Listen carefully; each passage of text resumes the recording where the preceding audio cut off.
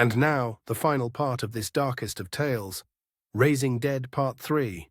Gulda nodded to his master before sopping up blood. While he grabbed a bucket with clean water and some cloths, Cormair related his knowledge of creation, of the simulacrum. The simulacrum is a living being, though composed of pieces of the dead. His heart beats, his mind ponders, and his connecting link with the universe allows him to bend the forces of intent to his will, as does that of the living. Moreover, this creature can be altered time and again in any fashion. A powerful necromancer can provide his simulacrum with additional organs, limbs, inhuman appendages, and anything else imaginable. The problem lays in the very essence of living. To clarify, an undead has no soul. It is dead, yet the body remains functioning because of the Creator's will and magic. Given enough time, any zombie will rot away. Even my revenant will eventually fall to pieces. The simulacrum wields regenerative properties. It is unclear whether it ages or eventually dies from such. But if a living man can attain immortality, why not the simulacrum? Gulda wrung out bloody water from his rag before scrubbing down the stone work table. This is simply about pushing the limitations on man, then? Yes. Cormair hissed. I must discover this process, and I must perfect it. To what end? Cormair leaned over in his chair and rubbed the back of his head. I cannot answer that. It is an ache in my very soul. I simply must do this. Gulda stood still. The wavering candlelight continued casting fiendish shadows over the dark lair. Have others achieved immortality? Naturally. Where are they? Have you met them? Cormair turned to glare at the apprentice. No, but it does not do you well to question my judgment. Apologies. That was not my intent, Master. I am but eager to learn. That is enough for now. When the Revenant returns with the Life Stone, we will speak more. A truth revealed. The Revenant returned to the sepulchre in a poor state. Missing an arm, and with rotting face, it stood almost ready to keel over. In its remaining hand was an unremarkable grey stone. Give it to me, monster, Cormair demanded. The beast ambled over and relinquished the stone. Cormair's grin shone from under the edge of his hood. Now go consume flesh. The Revenant groaned and left the lair. Gulda arched a brow while watching the proceedings. Cormair brought the stone near candlelight. I had expected some kind of shiny bauble. The apprentice commented. The Life Stone is named so because it is a piece of the old world, a time before man.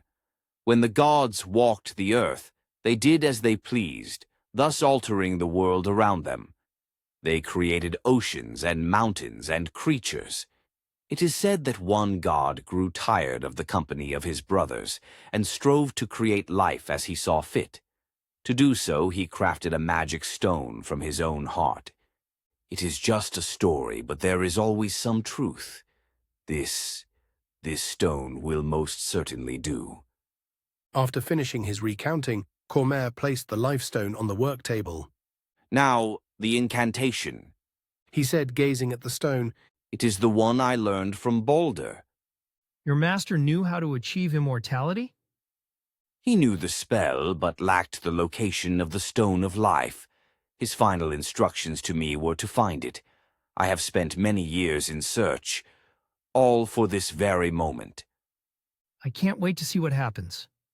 Gulda remarked facetiously. Cormair furrowed his brow at the apprentice, who only smiled in return. Will of God. He started with hands raised. The will of man. He paused to close his eyes and breathe deeply. I call upon the forces of eternity. Time, the immaterial and abstract, invade my presence. Gulda stared at the stone. Nothing of note occurred. Place the everlasting in my temporary vessel. Let it never come to pass that this body will age. Let it never come to pass that this body will waste away. A moment of silence persisted. Still nothing happened. Cormair wondered aloud. He looked to his grinning apprentice. You mock me? Master. What? Cormair grumbled, letting his arms fall to his side. Did you know Balder had a son? What are you babbling about? The master yelled as he approached Gulda. Yes, you were not his apprentice. The muscles in the old man's face twitched with rage. Explain yourself.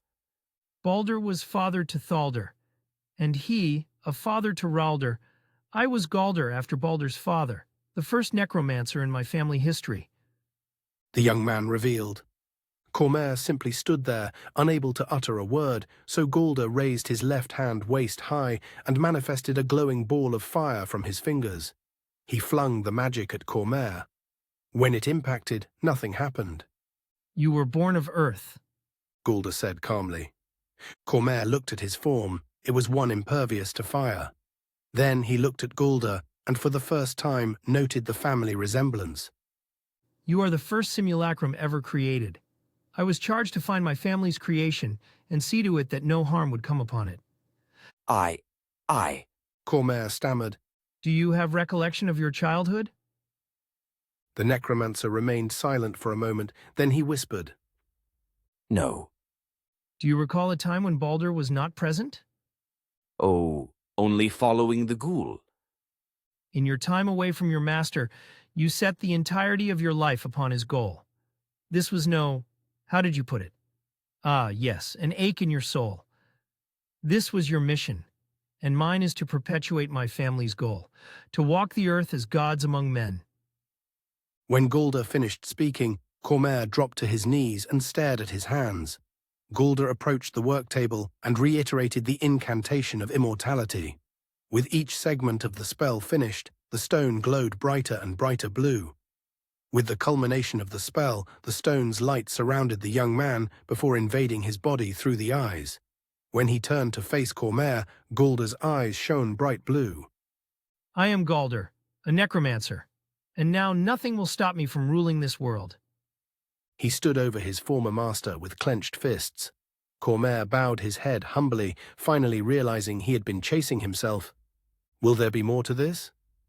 I don't yet know, but for now you can like and subscribe to my YouTube channel. Please also visit storiesbydennis.com.